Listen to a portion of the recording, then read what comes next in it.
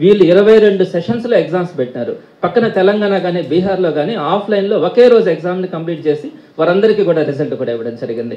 మన దగ్గర 22 సెషన్స్‌లో ఎగ్జామ్స్ పెట్టిన దానివల్ల నార్మలైజేషన్ అనే ఒక ప్రక్రియను తీసుకొని వచ్చినారు.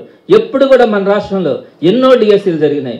ఏ డిఎస్సీలో కూడా ఇలాంటి ప్రాసెస్ లేదు. ఈ నార్మలైజేషన్ ప్రాసెస్ వల్ల ఎంత అన్యాయం జరిగిందన్నది నేను మీ దృష్టికి తీసుకొని వస్తా ఉన్నాను. నార్మలైజేషన్ ప్రాసెస్ అంటే డిఫరెంట్ సెషన్స్‌లో ఎగ్జామ్స్ జరుగుతూ ఉంటాయి.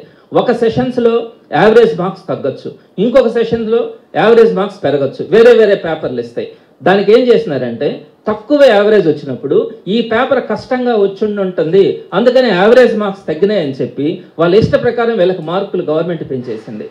కానీ యాక్చువల్గా యావరేజ్ మార్క్స్ ఎందుకు తగ్గినాయి అంటే కొన్ని సెషన్స్లో కొన్ని దగ్గరలో అంటే తమిళనాడులో ఉన్నటువంటి వాళ్ళు కానీ, అదేవిధంగా కర్ణాటకలో ఉన్నటువంటి వాళ్ళు కానీ, ఒరిస్సాలో ఉంటున్నటువంటి వాళ్ళు కానీ, మహారాష్ట్రలో ఉన్నటువంటి వాళ్ళు కానీ వారందరూ కూడా మన స్టేట్లో బార్డర్ డిస్ట్రిక్ట్స్లోకి వచ్చి ఊరికి అటెంప్ట్ చేయడం అంటే డిఎస్సి అక్కడ కూడా వెళ్ళి మేము డిఎస్సి అటెంప్ట్ చేస్తాం, మాకు ఒక ఎక్స్పీరియన్స్ వస్తుందన్న ఉద్దేశంతో వారందరూ కూడా అప్లై చేస్తున్నారు. ఆ చుట్టుపక్కల ఉండే ఉర్దూ మీడియా వాళ్ళు కానీ వీళ్ళందరూ కూడా ఇంగ్లీష్ మీడియం చదువుతున్న వాళ్ళందరినీ కూడా ఒకే సెషన్స్లో వేసినటువంటి పరిస్థితి ఉంది. వారందరూ కూడా ఎక్కడో ఒక దగ్గర సాఫ్ట్వేర్ ఉద్యోగాలు చేసుకుంటా కేవలం వస్తే వస్తుంది పోతే పొద్దులే అని చెప్పి ఆ ఇంగ్లీష్ మీడియం చదివిన వాళ్ళంతా కూడా వచ్చి రాస్తే వీరందరికీ కూడా ఏ సెషన్స్లో అయితే పడ్డారో ఆ సెషన్స్లో యావరేజ్ మార్క్స్ తగ్గిపోయినాయి.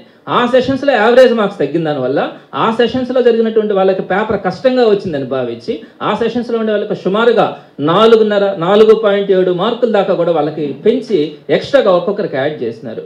ఆ సెషన్స్లో ఉండే వాళ్ళకి మార్కులు అన్నీ కూడా అదనంగా వచ్చిన దానివల్ల ఎక్కడైతే కష్టపడి చదువుకున్నారో, కష్టపడి పరీక్షలు రాసినారో అక్కడ వచ్చినటువంటి వాళ్ళకి ఏ మార్కులు పెంచల.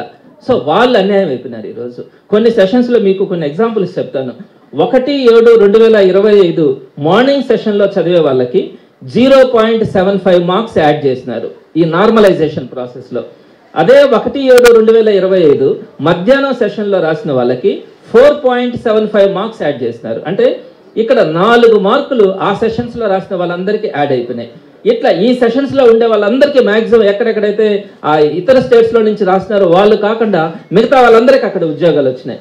అదేవిధంగా ఇంకొక సెషన్ కూడా 13/6/2025 తేదీన సెకండ్ షిఫ్ట్లో రాసినటువంటి వాళ్ళకి 4.25 మార్క్స్ యాడ్ చేసినారు. కొన్ని సెషన్స్లో ఏమో 0.5, 0.75, కొన్ని సెషన్స్లో ఏమో 4.25, 4.75 ఇలా యాడ్ చేసిన దానివల్ల ఏవైతే హయ్యర్ మార్క్స్ యాడ్ చేసినారో ఆ సెషన్స్లో ఉండే వాళ్ళకే మొత్తం ఉద్యోగాలు వచ్చినాయి. అలా కాకుండా కష్టపడి మంచి మార్కులు తెచ్చుకొని మిగతా వాటిల్లో యావరేజ్ ఎక్కువ వచ్చేసింది వాళ్ళకన్న ఉద్దేశంతో అక్కడ మార్క్స్ యాడ్ చేయకపోవడం వల్ల ఈ నార్మలైజేషన్ ప్రాసెస్లో వారందరికీ కూడా మార్కులు యాడ్ కాకపోవడం వల్ల ఉద్యోగాలు రాని పరిస్థితి ఈరోజు మనం చూస్తూ ఉన్నాం.